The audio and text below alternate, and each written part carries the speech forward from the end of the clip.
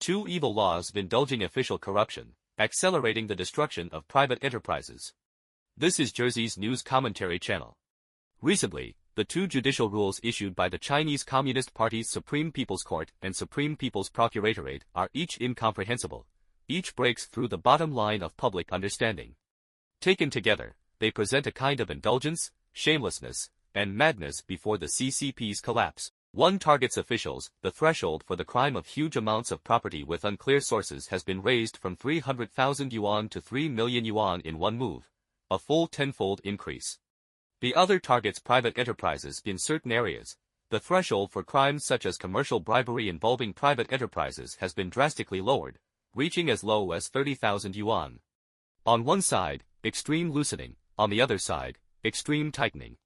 On one side, loosening control over power, on the other, locking up the market. This is not a simple legal adjustment. This is a highly directional institutional arrangement. To put it bluntly, it is indulging official corruption on one side and strangling private enterprises on the other.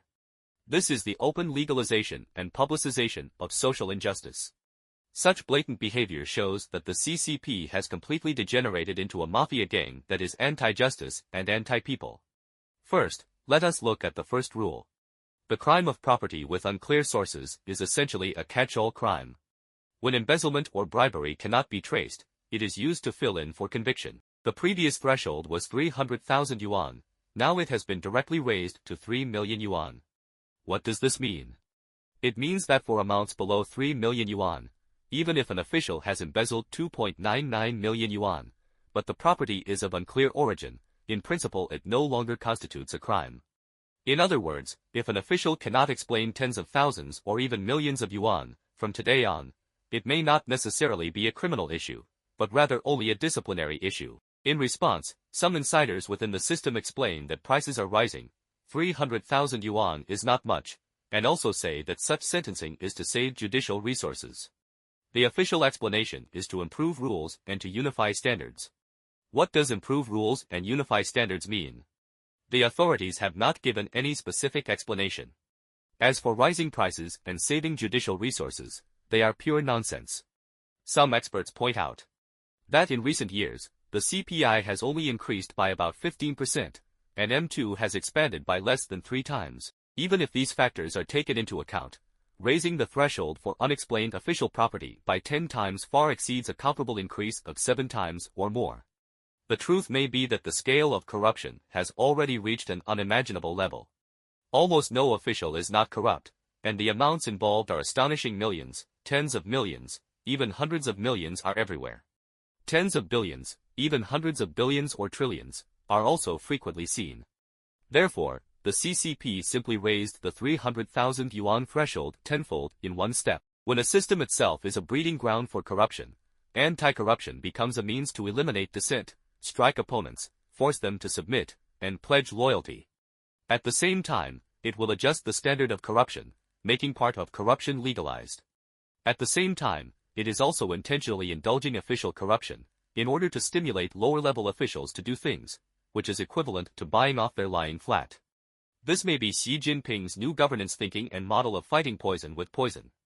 Now look at the second rule. In recent years, judicial interpretations have continuously refined bribery by non-state personnel, commercial bribery, and embezzlement, deliberately lowering the threshold for conviction in certain areas, until it is now as low as 30,000 yuan. It has even reached the point where a private business owner using more than 30,000 yuan of his own company's funds would be convicted. No wonder some bloggers joke online, even if your company is 100% privately owned, from the day you obtain your business license, your company no longer belongs to you, but to the state. Therefore, once you start a business, you are inevitably corrupt, and you can easily be convicted. So your best choice is not to start a business at all, but to lie flat and do nothing. This shows that the harm of this rule to private enterprises goes to the bone. In summary, in one sentence, the less you earn, the easier it is to be convicted, the more power you have, the safer you are. Putting the two rules together, you will see a clear regulatory scissors gap. Officials, the threshold for conviction is raised, more lenient. Private enterprises, the threshold is lowered, more severe. This is a very typical new institutional trend. Risk is shifting from the officialdom to the market, and pressure is shifting from bureaucrats to private business owners. Many people ask, why do this? In my view, there may be three layers of reasons. First, for the need of maintaining stability. When the economy declines and fiscal resources are tight, what the system needs most is the loyalty of officials, not integrity. Relaxing constraints is a kind of redistribution of interests, allowing a certain degree of gray space in exchange for internal stability. Second, for the need to control capital. Private enterprises are essentially the most uncontrollable force. Lowering the threshold for conviction means that selective law enforcement can be applied at any time, turning law into a tool of control. This is not law, this is leverage and weapons. Third, it is based on fiscal logic. When finances are difficult, the most direct method is not reform, but to redistribute wealth through judicial means. In essence, it is a form of institutionalized blood extraction. This phenomenon has repeatedly appeared in history. For example, in the late Ming dynasty, when the court's finances were exhausted and the army was out of control, soldiers were allowed to plunder. Another example is Li Zicheng's peasant army. After capturing Beijing, they allowed soldiers to loot, seized high officials and wealthy elites in the capital, and extorted money for their lives.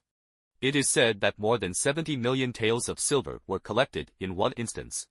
The common feature of these actions is that the system can no longer maintain order, and can only rely on indulgence, plunder to sustain rule. Doing so is no different from desperate self-destruction, devouring one's own flesh.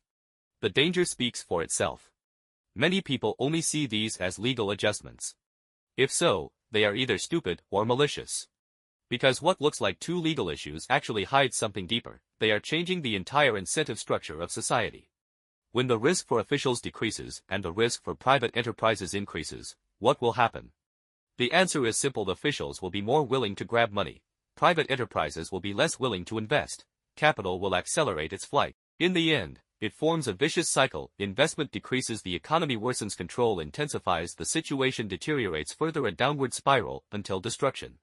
Therefore, these two so-called judicial interpretations are not about anti-corruption, nor about regulating the market. They are more like a declaration. The CCP is no longer trying to restrain power, but is prioritizing the protection of power.